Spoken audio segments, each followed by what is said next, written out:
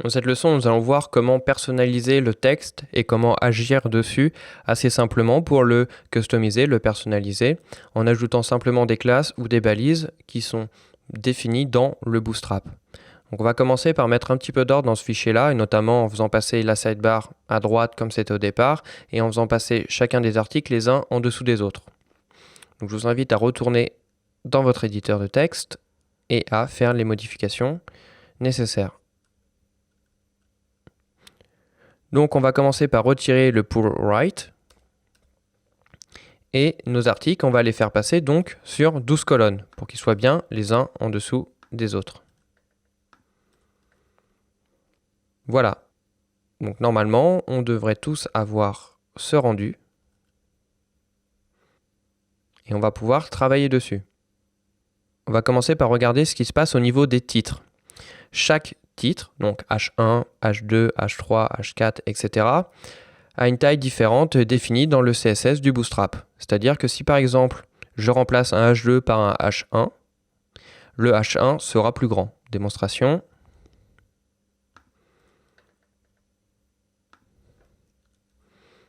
Je sauvegarde. Je rafraîchis.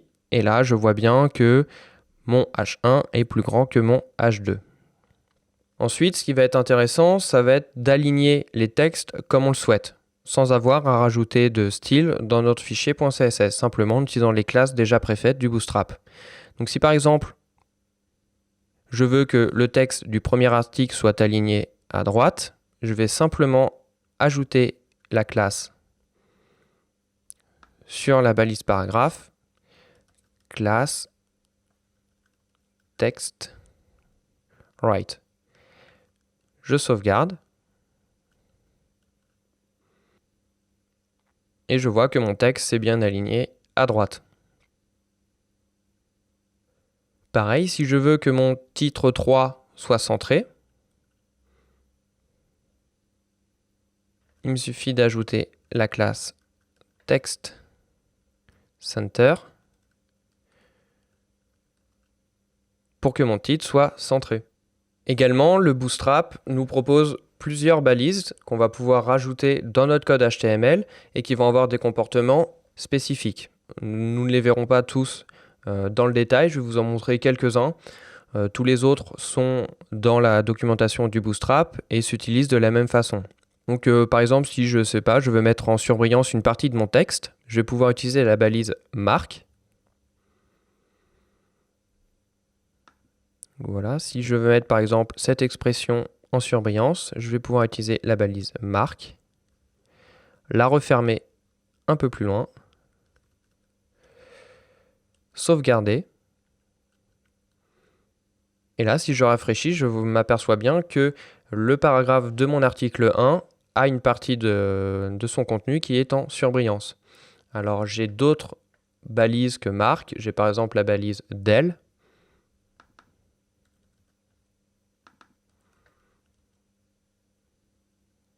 qui elle va me permettre de rayer un texte.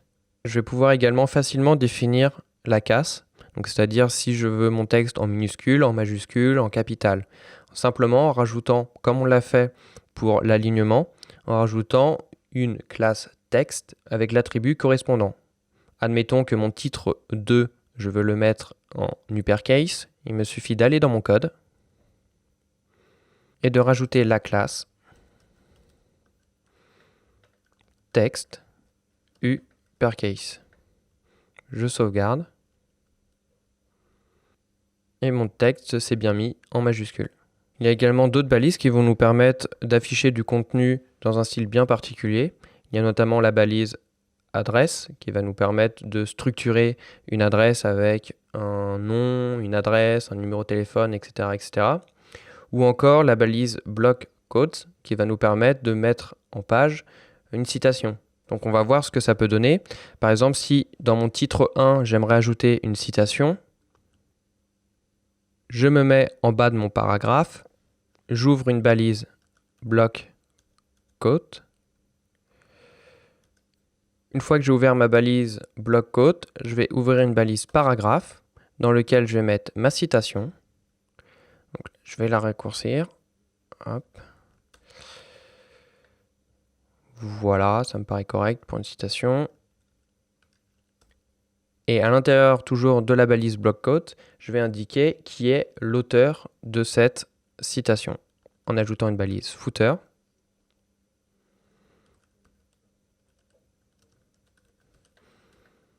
Si je sauvegarde, que je retourne sur mon site internet,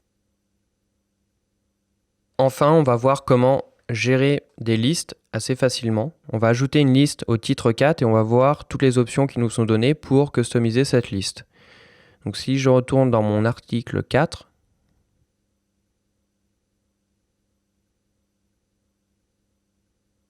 je me mets en bas du paragraphe, j'ouvre une liste UL, LI,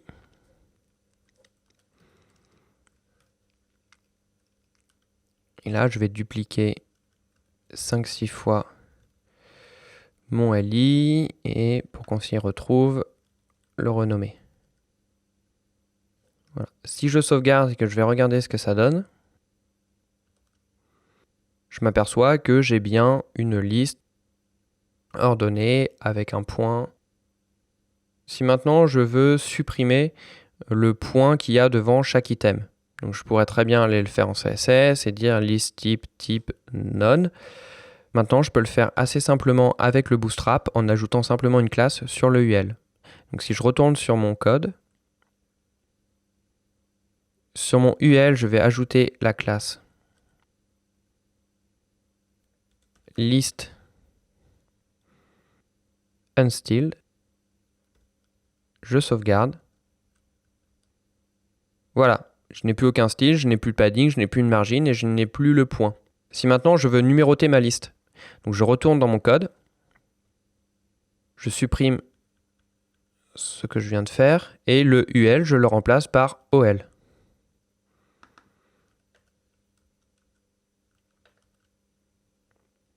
Voilà, j'ai une liste numérotée.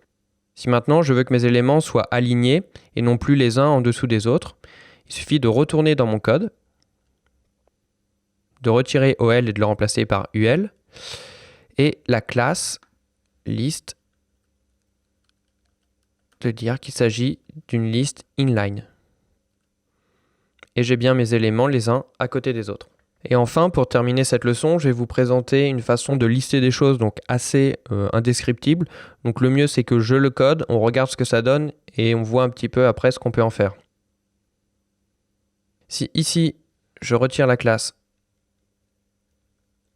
je remplace le UL par un DL, que mes LI deviennent un TD,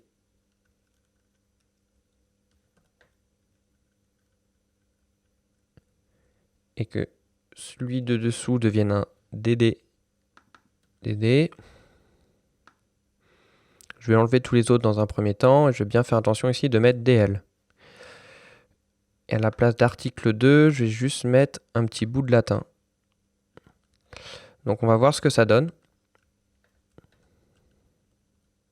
Je vois que j'ai bien mon TD et mon DD et que le TD est en gras. Donc si par exemple je duplique les deux,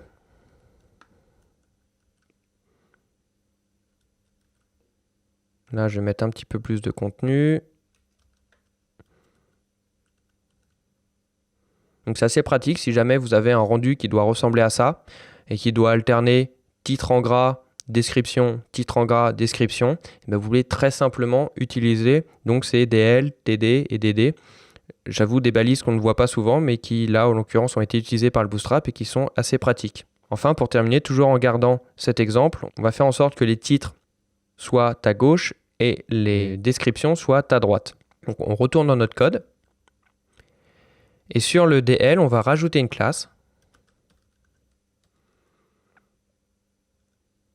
DL horizontal. On sauvegarde. Et là, si je rafraîchis, je vois bien que mes éléments sont les uns à côté des autres. Et après, on passe à la ligne pour chaque description. C'est assez pratique et notamment, on va le voir si on rajoute du contenu qui passe sur deux lignes.